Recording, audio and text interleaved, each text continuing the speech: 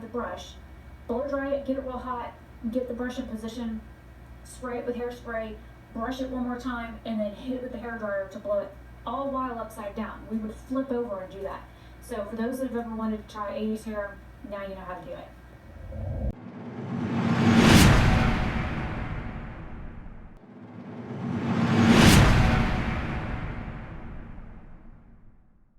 This is what happens when you record 4 videos in one day. You've been up for 14 hours and you really need to go to bed. This is what happens. Watch. It's called Slave to Pink. It is like a fluorescent fuchsia-y pink. Where are my 80s head, the sweatbands and my leg warmers and my leotard and my tights? It's that kind of like hot pink, like flamingo, fluorescent 80s pink. I mean, I need to break out my Aquanet and comb my bangs to the sky and lean over and hairspray while I blow dry all at the same time. Because trust me, that is what we did in the 80s and 90s to get our bangs to stay up to here. We would lean over, we had a big round brush or a paddle brush, and we would blow dry our hair at the same time, have the brush, blow dry it, get it real hot, get the brush in position, spray it with hairspray, brush it one more time, and then hit it with the hairdryer to blow it, all while upside down. We would flip over and do that. So for those that have ever wanted to try 80s hair, now you know how to do it. Okay, so I'm fixing to talk about a story that somebody brought up on one of my videos or on somebody else's video. I don't know how it got started. Sorry for my voice cutting in and out. I am tired. I am real tired. Okay, so watch this and tell me if you can understand this, because I'm sitting here editing this and I'm still confused as to what the girl was trying to tell me. About this big, and my Stila, I have a shimmer and glow and a glitter and glow. I've got one of each. I have the big one in one that I paid like $25 for, and then I have a little one that I think I paid 18 bucks for. The little one dried out within the first 3 months I had it. Like, even if I tried to put eye drops in it, number one, the wand doesn't reach to the bottom, so I would have to take like a brush like this that's very, very, very fine in order to get down into the bottom of the bottle to get it out. But the other thing is I noticed that within the first 6 months of buying the big one. Okay, let me stop it so I can send this so the text isn't like forever long. Okay, going on with part 2. It was dried out. And somebody was like, well, keep it in the box, it won't dry out as quick. I'm like, okay. If you take a product and you screw the lid back on and it goes click, you would think that it's sealed, right? No. Air's getting in it somehow. So how is keeping it in a cardboard box going to keep it from drying out? That's a good one for you. Because I'm still pondering that one myself. Keep it in the cardboard box. Does that really stop it from drying out faster? Because I'm like, yeah, we won't go there. Okay, so that is the... So if you can explain that to me, I would be curious to know the answer, because this girl was telling me that a liquid eyeshadow dried out faster because I didn't keep it in its cardboard box. Well, number one, it's in a plastic tube that locks closed. It's got a seal on it. And two, what the hell is a cardboard box supposed to do to stop it from getting air inside a sealed package? Air's getting in somehow. I am still absolutely perplexed about this girl's comment. So if you maybe can wrap your head around it, maybe it's the fact that I've been up for 17 hours today, and the past 2-3 days in a row I've been getting up at god-awful hours and staying up for 17 to 18 hours in a stretch, recording 4-ish videos a day, and maybe my brain is just a little bit slow. Oh, I guess I could do this. Oh, buddy, I am tired. Because I'm talking at the other side of the phone. Anyways, yeah, if you can explain that to me in like layman terms, no jargon, please. Maybe my tired brain might be able to wrap itself around that conundrum because I literally am at a loss at what that girl was trying to tell me. Put a plastic tube in a cardboard box to keep air from getting in the tube. Maybe you can answer it. You're a guy. Guys are good at figuring stuff out. All right, where's the off button? I figured you'd get a giggle out of this part.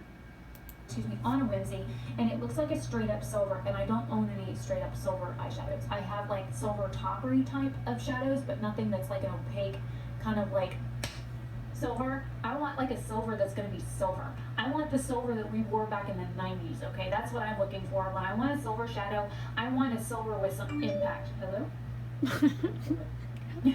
I'm sorry, So, maybe it's because I'm tired or what, but I'm sorry, but that was funny. I want to take a trip down memory lane. Getting back into it, but I just got a comment from a brand, and honestly, I'm not quite sure how to take it. For those that don't know, hey guys, I just wanted to come on here real quick. I'm still editing my 6 Looks 1 palette right now, and I took a break from it for about 24 hours, and so I'm kind of like, I don't drink alcohol at all. Number 1, I don't like the taste of it, and 2, I almost died from a half of shot of rum. Literally a half of a shot of rum nearly killed me. Doesn't drink alcohol, and somebody's like, oh, well, try this alcoholic beverage. I'm like, no. Oh, come on, you'll feel great afterwards. Okay, let me break this down for you. On my 21st birthday, my parents took me to Ruby Tuesday. I don't find the appeal to it. I don't like the way people act when they drink. I don't like how they treat people when they do drink. I honestly do not find the appeal of alcohol in Leesburg. I got a strawberry daiquiri. I love strawberries. They put half of a shot of rum in it. Half. Not a whole shot. There was no other alcohol in the drink, just half a shot of rum. I saw at all.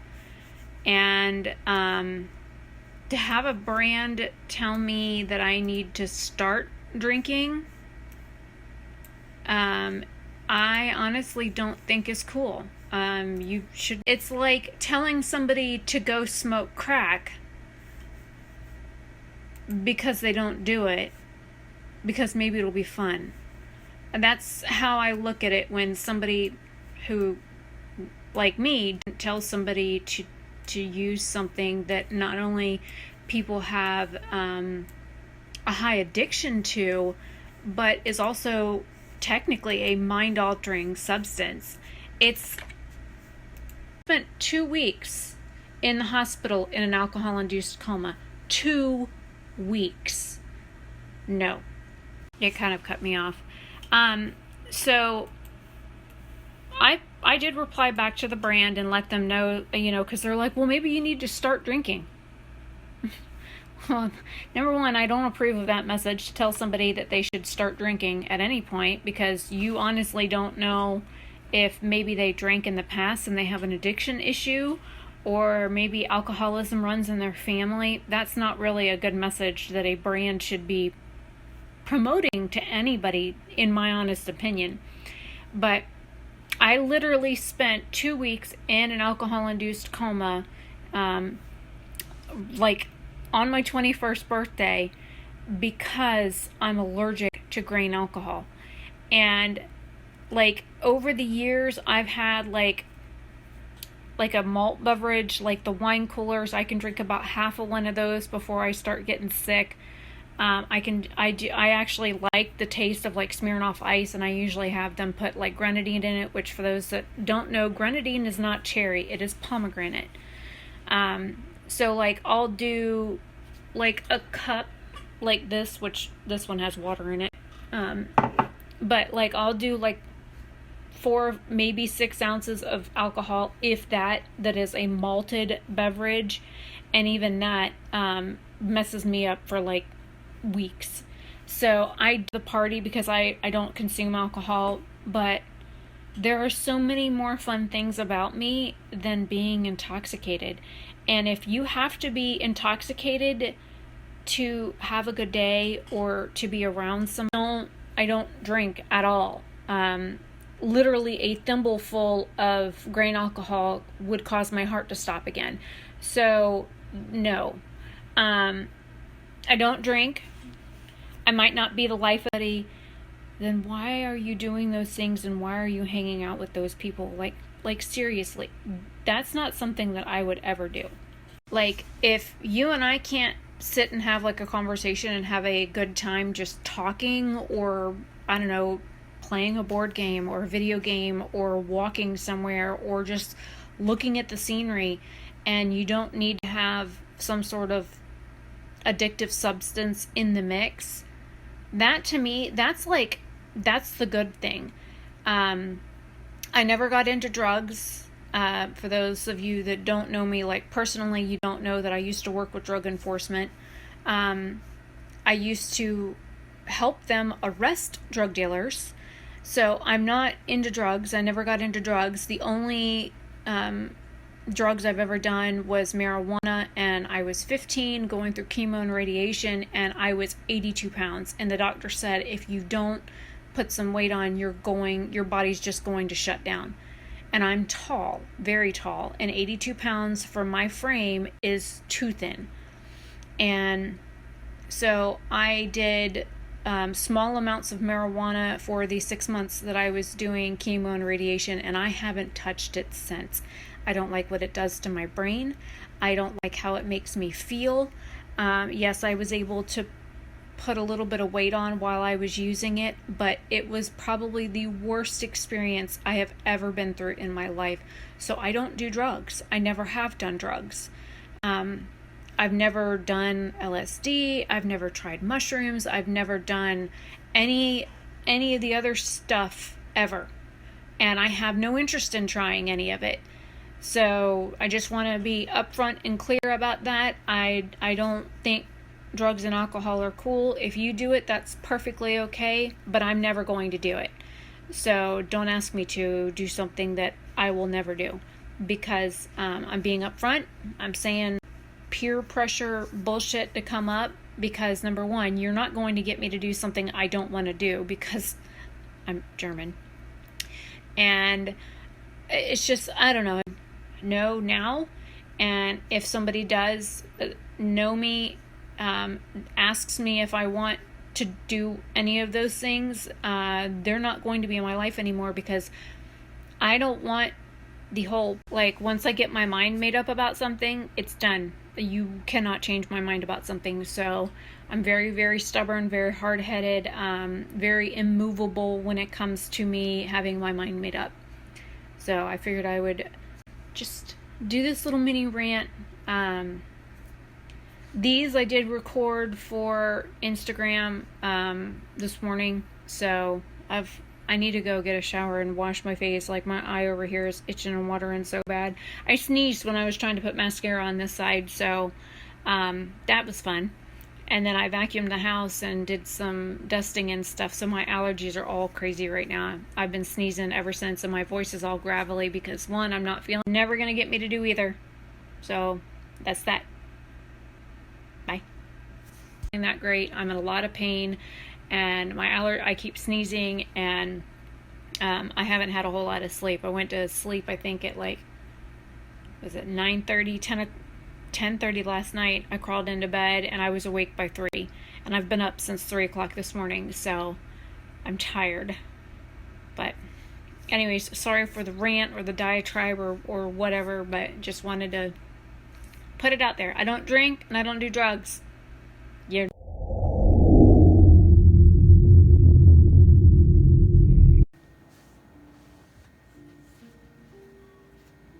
He made a peeping noise. Jack's like, oh, fuck.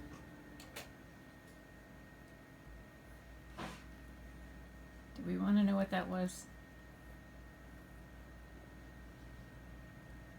Callie, is Daddy laying down with you? When you laid down, Jack made a weird peeping noise. Calico, did Daddy lay on the floor with you?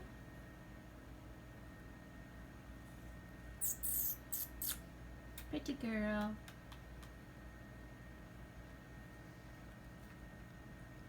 Bug in your ear? I think so. Tell Jack not to share us, please. I'm surprised he didn't get up and run off. He thought about it. Mm-hmm.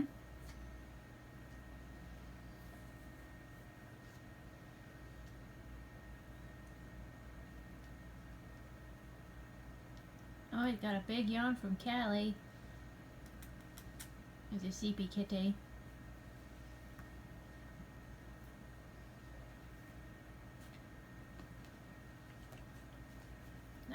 No biting. Get the feet. Get the feet.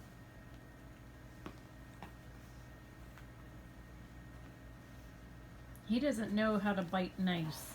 He just nibbled. Every time he goes to bite me, he bites me way hard.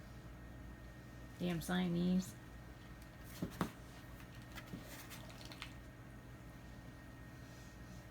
No, that hand can't pitch. It's holding me up. No, but if you hold your fingers out, I'm sure he'll make use of it with his head. That's it. Get that.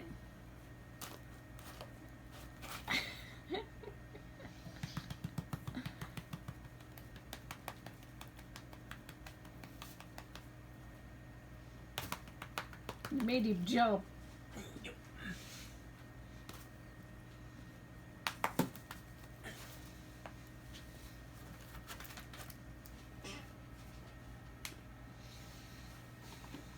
Now you made your dog all weirded out.